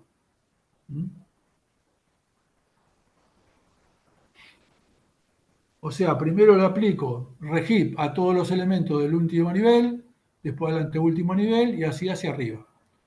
Para los del último nivel en realidad no hay que hacer nada, porque hacer un reheap para un elemento que no tiene hijo no tiene sentido, ¿no? ¿Se acuerdan del reheap? El reheap era ir bajando el elemento siempre por el menor. Bueno, para los últimos no tiene sentido, ¿no? Entonces recién tiene sentido para lo del nivel anterior al último, en este caso el nivel 1, donde están 23 y 16. Bueno, le aplico reheap al 23. ¿Qué era aplicar reheap? Bueno, fijarse de sus dos hijos el menor, en este caso el 5, y si el elemento es mayor, intercambiarlo. Entonces acá en este caso hay que intercambiarlo, hago el intercambio. Acá el 16, para el reheap del 16, tengo que intercambiar el 16 con el 4. Me quedé así. Ya ahí le apliqué el reheap a todos los del último nivel, no tuve que hacer nada porque los del último nivel son hojas, no tienen hijos. Los del nivel 1, y ahora tengo que ir al nivel de arriba, o sea, ya es la raíz. Reheap de la raíz. Bueno, que es el 10. El 10, sus hijos son 4 y 5, el menor es 4, 10 es mayor que 4, lo intercambio. El 10 va a quedar acá en el lugar del 4. Sus hijos son 16 y 8. El menor de ellos es el 8, bueno, lo intercambio. Y entonces el heap, cuando hice el reheap de 10, el 10 fue bajando por este camino. Y entonces me quedé, y 4 y 8 subieron una posición hacia arriba. Y quedó así. O sea, makeheap es una forma alternativa de, dado el contenedor inicial, convertirlo en un montículo.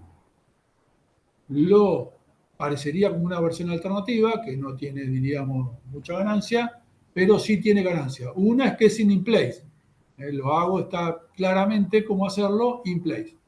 Y otra es que si hago bien las cuentas, no es orden n log n, es orden n. Fíjense, ¿por qué? Porque miren, supongamos que fuera un árbol muy, muy grande, un árbol que tiene 1.000.000 de elementos. ¿Se acuerdan que la cantidad de elementos iba como potencias de 2? Y básicamente la mitad de los elementos, si el árbol es completo, la mitad de los elementos están en el último nivel. O sea que si tengo 1.000.000 de elementos, 500.000 elementos están en el último nivel. Y a los del último nivel no hay que hacerle nada. Recién tengo que hacer algo a los del nivel anterior al último, que son la mitad, o sea, 250.000. Y esos 250.000, fíjense que a lo sumo le tengo que hacer una operación, porque lo tengo que remonticulizar hacia abajo, como estos que están acá, como el 23 y el 16, que a lo sumo es un camino de longitud 1. O sea que fíjense, del millón de nodos, solamente para un cuarto de ellos, para 250.000, tengo que hacer una operación de a lo sumo de longitud 1.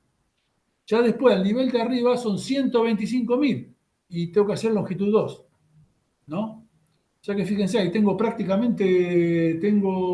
7 octavos de la cantidad de nodos del árbol, con a lo sumo por cada uno de ellos 2 operaciones. Bueno, conclusión, cuando uno hace bien las cuentas es orden n. Si uno hace bien las cuentas es orden n. Bien, entonces acuérdense, reheap y makeheap. Bueno, la implementación está acá.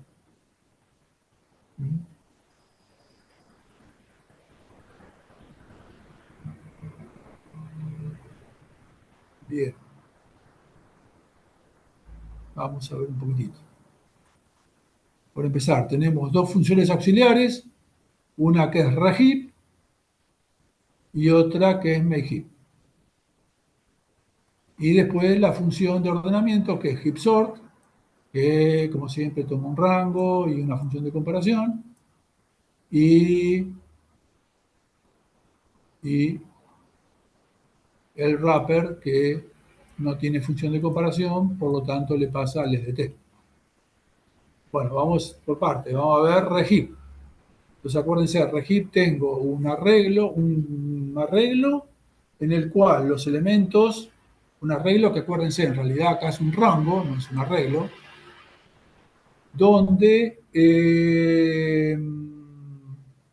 un arreglo, un rango, perdón, y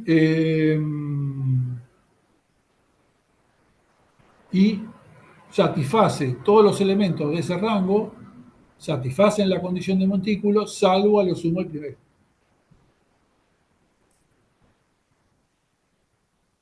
Bien. Entonces vamos a pensar como que el primero, o sea, el j igual a 0, es el que tenemos que remonticulizar. Bueno, y acá entra en un lazo infinito, en el cual va recorriendo el camino. Para eso, fíjense, estoy en el nodo J, miro mis hijos. ¿Cuáles son los iteradores correspondientes a mis hijos? Bueno, 2J, mi posición, el donde estoy yo es first más J, porque estoy arrancando en J, bueno, acá en este caso J igual a 0, y el left es 2J más 1, y el right es 2J más 2, o sea, el left más 1. Siempre el right está al lado del left, porque uno es 2J más 1 y el otro 2J más 2. Bien, left y right. Entonces tengo la posición del padre y sus dos hijos. Aquí hay que tener un poquito de cuidado porque podría ser que alguno de ellos, left o right, sobre todo right, esté pasado el final, ¿no? Entonces, si él es mayor o igual que last, perdón, de acá, de esto, de lo que tengo que hacer de acá es de left y right, determinar cuál es el más grande. Bueno, y acá hacemos, acá, higher, ¿no? Higher, o sea, el más grande, es el... perdón, acá, antes de explicarlo, antes de ver el código, vamos a explicar una cosita más, porque si no se va a confundir. Bueno, ¿cómo funciona esto entonces, no? ¿Cómo funciona? Bueno, tengo los elementos en un arreglo que inicialmente está desordenado, lo pienso como un árbol, pero todavía no es un montículo, ¿no? Bueno, le aplico el mehip y me queda esto que está acá, que es un montículo, perdón, dije mal. O sea, acá ya hice el mehip, por lo tanto tengo un montículo. El mehip ya lo explicamos, ¿no? Era aplicar el regip de abajo hacia arriba. Bien.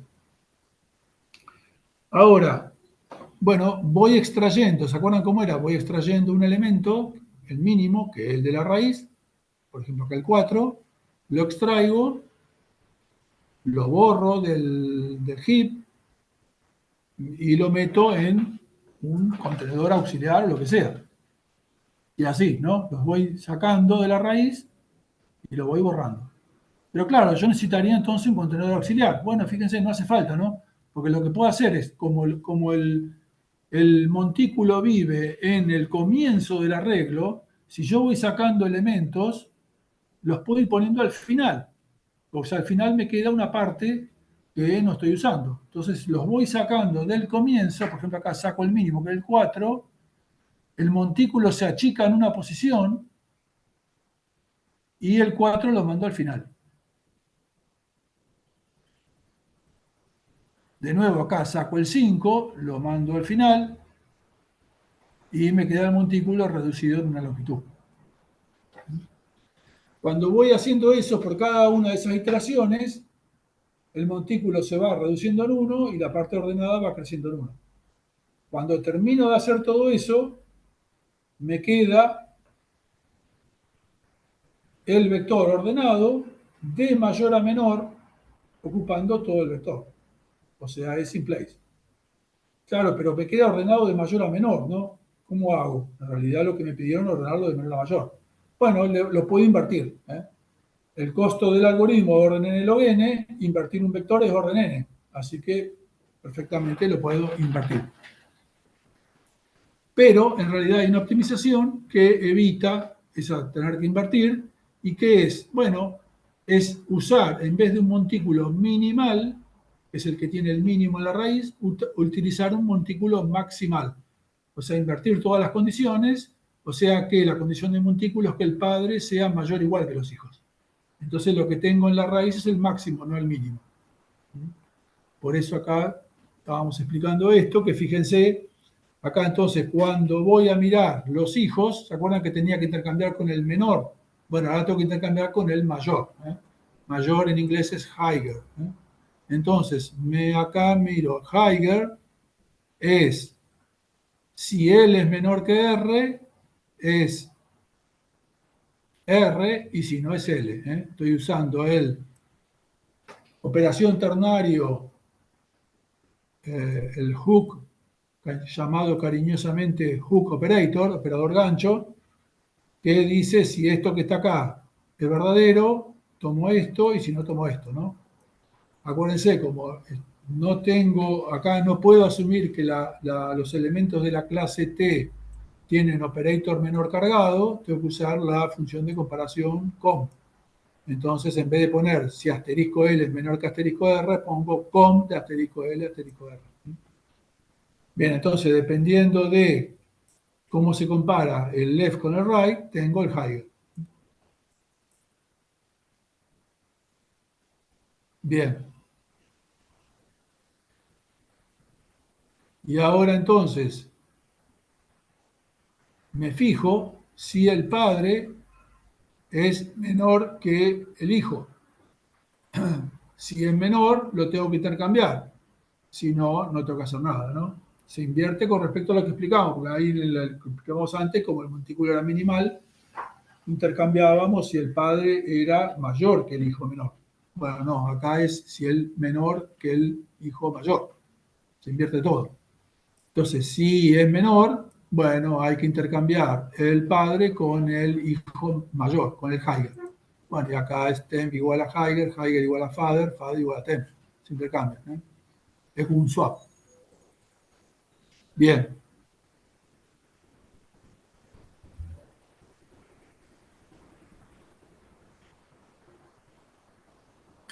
Y bueno, entonces intercambié el padre con el mayor de sus dos hijos y ahora tengo que ver si tengo que seguir burbujeando. O sea, no burbujeando, lo llamo burbujeando. Bueno, que ese elementito vaya bajando por el camino. Entonces ahora paso a J igual a la posición de higher. Higher menos first. Siempre relativo a first. Bien, ese es el heap, el reheap.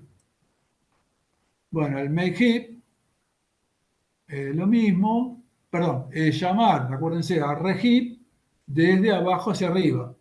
En el vector es de atrás hacia adelante. Y en realidad no hace falta, la última mitad no hace falta, directamente puedo arrancar en 6 sobre 2 menos 1, porque los de atrás son hojas. Entonces, para todos los elementos de atrás hacia adelante, le voy aplicando el reheap. Make heap es una serie de llamadas a reheap. Bueno, una vez que tengo eso, ahora que vamos a heapsort. Bueno, entro y lo primero que hago es un make heap. O sea, monticulizo el arreglo. Una vez que tengo monticulizado el arreglo, bueno, voy extrayendo elementos de la raíz, temp igual a asterisco first. ¿Y qué tengo que hacer? Bueno, tengo que ir poniéndolos al final y remonticulizar. Entonces, fíjense, heap last es el último del montículo. Entonces los voy intercambiando y después remonticulizo. Todo el código este se los dejo a ustedes para que lo revisen. Está explicado acá y está explicado mejor en el apunte. Bueno, vamos a comparar ahora GIPSOR con QUICSOR. Bueno, QUICSOR es orden n log n, en el caso promedio. Si se acuerdan, si no podemos elegir bien el pivote, sería orden n al cuadrado. Ah, pequeño detalle. ¿Cuándo sería una mala elección del pivote? Bueno, fíjense, justamente, si el arreglo viene ordenado, ¿no? Si el arreglo viene ordenado, entonces, cuando supongamos que, bueno, viene acá y tengo que elegir el pivote. Bueno, el pivote, si usamos la estrategia que dijimos, de los dos primeros distintos, el mayor, o sea, el 2. Entonces elijo pivote igual a 2 y fíjense, ya está particionado, ¿no? O sea, me quedan los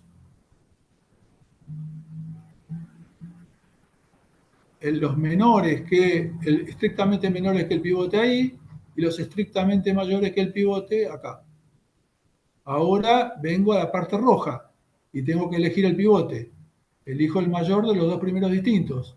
El mayor de los dos primeros distintos es el 3.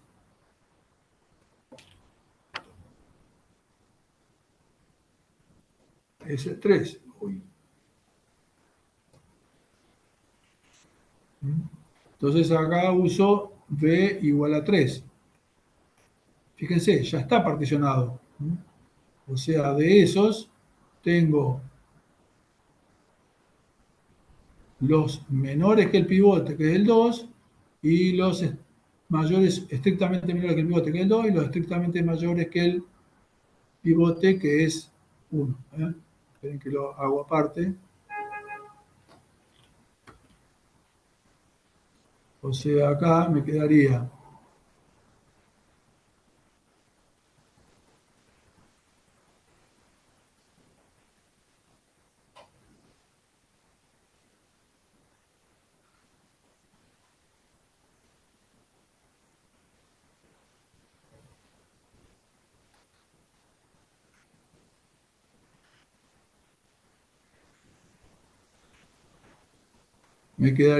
el 2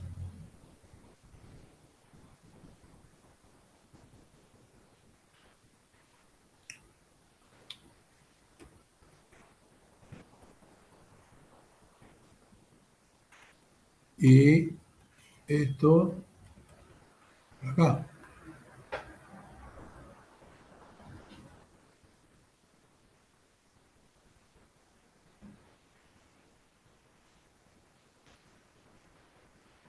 Ahora, el pivote para esta parte es el menor de 3 y 4, es 4. Entonces, este es el pivote.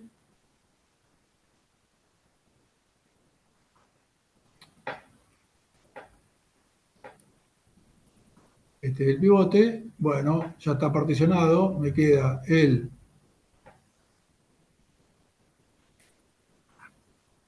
3 para un lado y todo esto para el otro.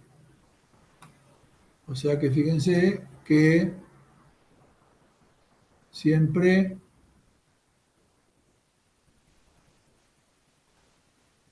queda todo recontra mal desbalanceado, ¿no? Justamente el caso malo que vimos, donde queda muy desbalanceado un elemento de un lado y todo el resto del otro lado.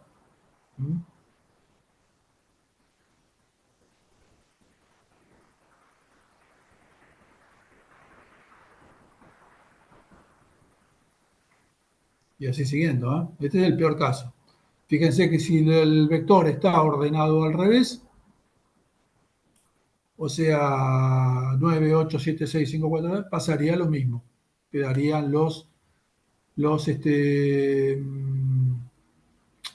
bueno, en fin, háganlo ustedes para ver que también les queda recontra desbalanceado.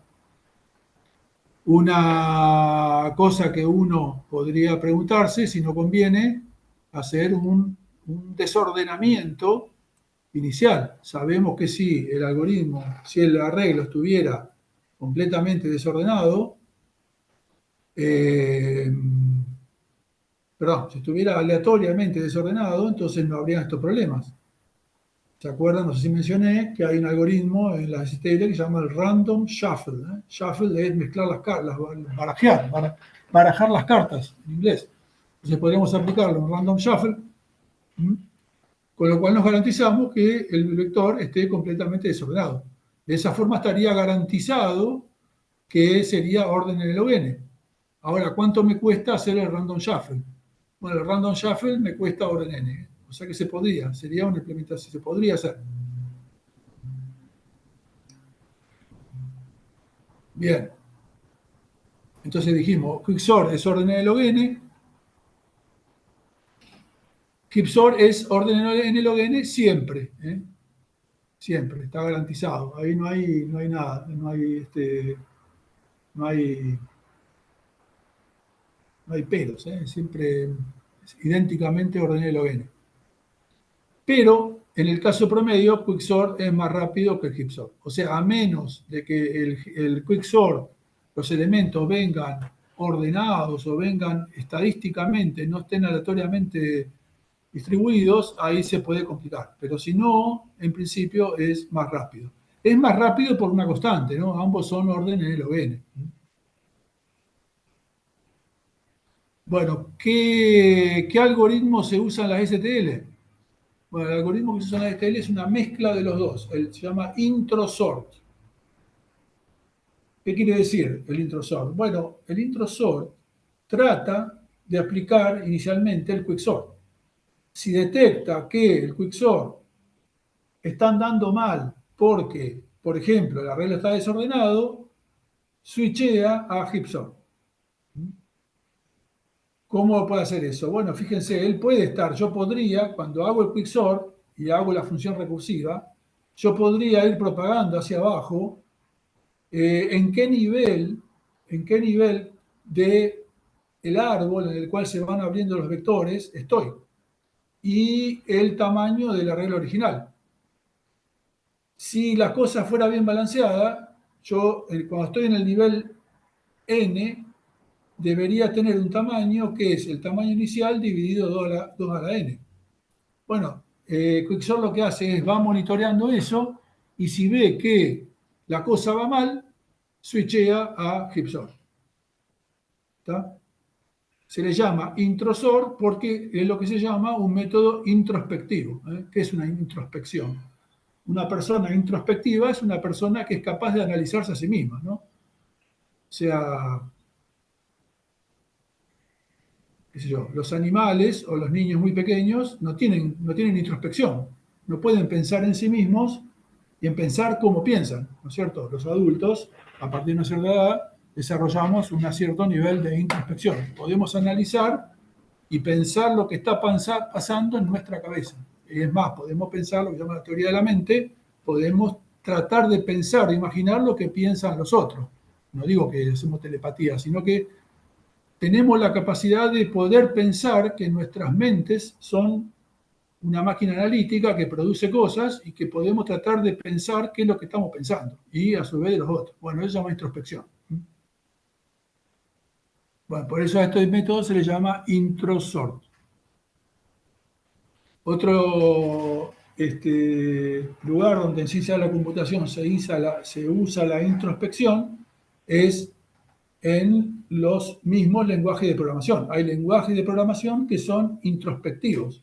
¿Qué quiere decir eso? Que, por ejemplo, Python. Yo en Python estoy en una función de Python y puedo saber cuáles son todas las variables que veo en este momento. Puedo inspeccionar el módulo que estoy corriendo en este momento y cosas por el estilo. En C++, por ejemplo, eso no es así, ¿no es cierto? Yo no puedo saber cuáles son las variables, no puedo preguntar si hay una variable A en mi scope en este momento. ¿Está? Eso es lo que se llama introspección. Bien.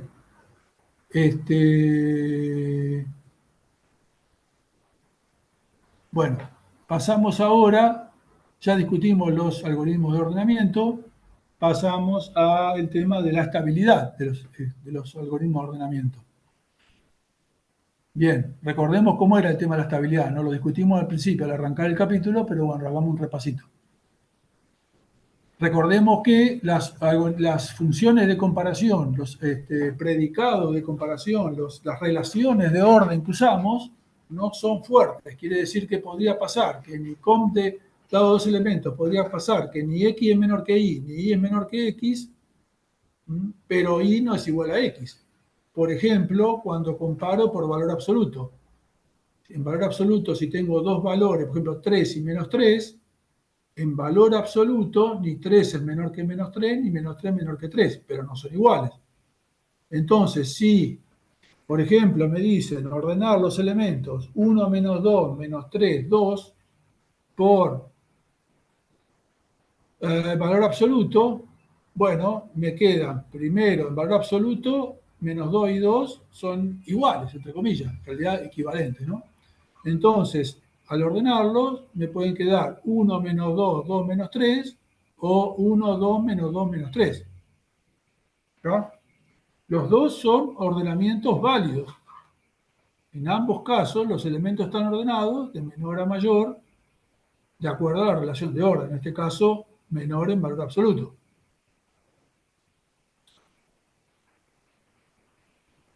Pero si, fíjense, los dos elementos que son equivalentes entre sí, el menos 2 y el 2, en este primer ordenamiento están en el mismo orden en el que estaban, menos 2 y 2. Y en este, en cambio, están invertidos. Entonces decimos que este ordenamiento es estable y este no es estable. O sea, un algoritmo es estable si mantiene el orden entre los elementos equivalentes, mantiene el mismo orden que en el arreglo original.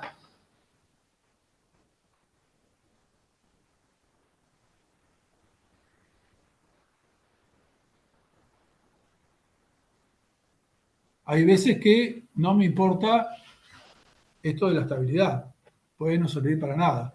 ¿Para qué me sirve que un algoritmo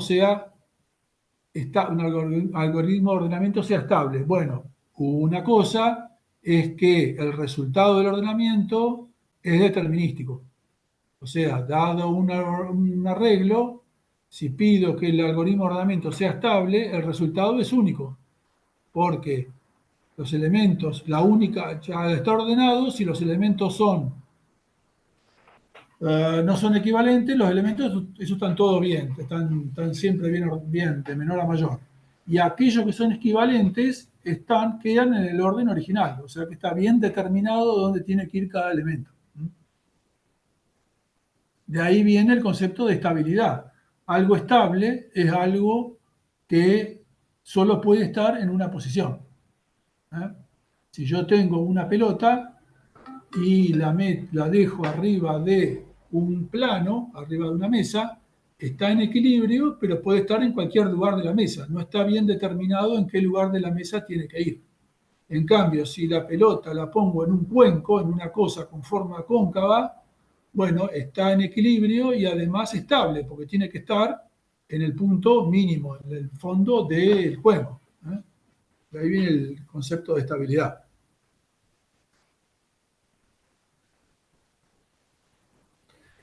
Eso es un poquitito, ese concepto es un poquitito medio, tal vez, un poquito, no sé cómo decirlo, teórico, puede ser que no quede muy en claro para qué podría servir. Una cosa en la cual sí puede servir es que, por ejemplo, si yo quiero ordenar los registros de los empleados de una empresa por división, o sea, primero los del taller, después los de administración, después los de logística, y a su vez dentro de cada sección por su nombre alfabético. Bueno, lo que puedo hacer es, si mi algoritmo de ordenamiento es estable, puedo ordenar primero por orden alfabético y después por división. Como el algoritmo es estable, los que son del taller ya estaban ordenados originariamente. Al ordenarlos por sección, no se van, o sea, van a quedar todos juntitos en la sección taller, pero no van a permanecer, van a mantener su orden que venía de cuando lo ordené por orden alfabético.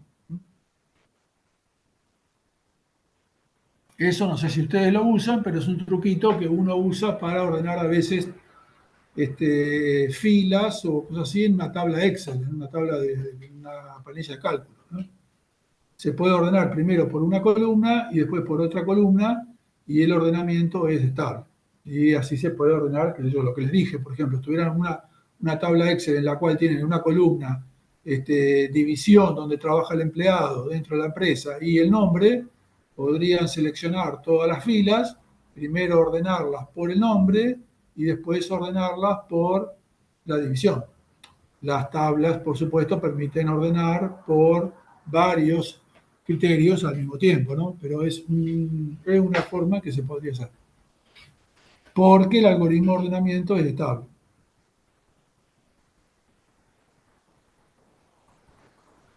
Bien.